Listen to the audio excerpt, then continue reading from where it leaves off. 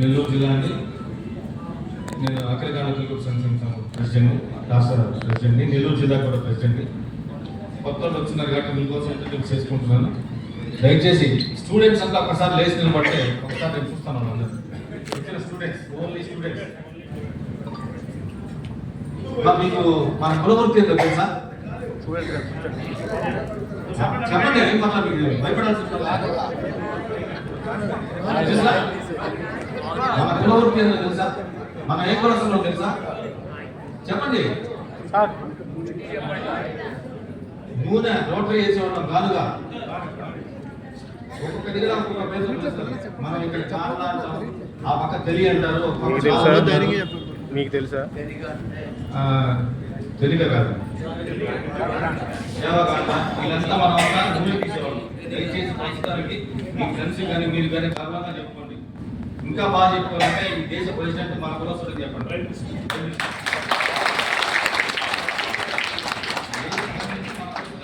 మనం చేసే వృత్తి నూనె. ప్రపంచం నడవాలంటే మన నూనె కావాలి. మన నూనె లేకపోతే ఏ వస్తువు నడవలేదు.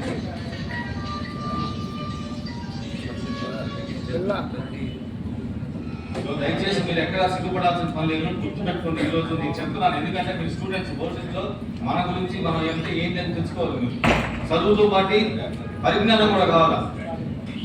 మనం ఏంటి, మనం ఎక్కడ ఉన్నాం, మనం ఏం చేస్తున్నాం, మన కులవృత్తి ఏంటి, ఏమైనా చదవచ్చు, ఏమైనా చేయొచ్చు. మనం ఏ కులస్తున్నాం అంటే ఏం చేస్తున్నాం చెప్పాలి కదా. మీరు ఏ కులస్తులు ఎక్కడ గాండాలో తెలుగులో చెప్పారు. నూనె తీసేవాళ్ళం. దయచేసి ప్రతి ఒక్కరు గర్వంగా చెప్పుకోండి, మేము నూనె తీసేవాళ్ళం. అర్థమైందమ్మా? అర్థమైందని లేదు చెప్పండి మీరు. సో ఖచ్చితంగా మీరు చెప్పుకోండి. ఏం ఇబ్బంది లేదు. బ్రహ్మాండంగా మనం చాలా బాగున్నాం. వెనకబడి ఉన్నాం అంటే ఆర్థికంగా వెనకబడి ఉన్నాం, కానీ వేరే విషయం వెనకబడలేదు. మనం తెలివితేటలు అన్నింటిలో బాగున్నాం. మనం ఆర్థికంగానే వెనకబడి ఉన్నాం. అర్థమైందా? వెనకబడినాం అనుకుంటారు, కానీ మనం ఎంతవరకు అంటే ఆర్థికంగా చాలా తక్కువ వెనకబడి. మిగతా విషయం అంతా జరుపుతున్నాం. ఎక్కడ గర్వంగా చెప్పుకోండి. దయచేసి మీరు స్టూడెంట్స్ కాబట్టి మీ ఫ్రెండ్స్ కానీ మీరు కానీ మీ తోటి మన కులస్తులతో కానీ చెప్పండి. మేము ఈ పని చేస్తున్నాం, మాకు ఇది మీరు లేకపోతే ప్రపంచం లేదు, గర్వంగా చెప్పండి. ఎందుకు చెప్తున్నారంటే చాలా మంది బాధపడుతున్నారు, అబ్బాయి ఏందబ్బా అని. నేను చాలా వరకు చూస్తున్నాను ఇక్కడ.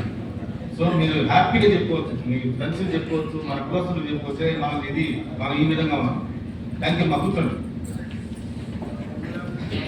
ఇక్కడ వచ్చిన మన జేఏసీ పెద్దలకి, రాష్ట్ర తెలియని సంఘటన అశోక్ గారికి, అందరికీ ప్రతి ఒక్కరిని పేరు పేరున నా ధన్యవాదాలు వచ్చిన దానికి, ఈ సభలో దిగ్విజయం చేసిన దానికి చాలా సంతోషం. ముఖ్యంగా ఈరోజు విద్యా పురస్కారం అందరికీ 10th క్లాస్ ఏమంటే స్టూడెంట్స్కి ముఖ్యంగా మన దేశ అభివృద్ధి కావాలంటే యువత బాగా రాణించాలి. అందుకని ప్రతి ఒక్కరు ఈ 10th క్లాస్ ఇంటర్మీడియట్ వాళ్ళకి మనం ఈ ప్రైజెస్ అండ్ గోల్డ్ మెడల్స్ ఇవ్వడం కారణం ఏంటంటే మా ఫాదర్ కూడా బాగా ప్రోత్సహించేవాడు. అంటే మేము బయట చెప్పము, చదువుకునే వాళ్ళకి అందరికీ దానాలు చేస్తుంటాం. ఎవరి పేర్లు ఏంది చెప్పము.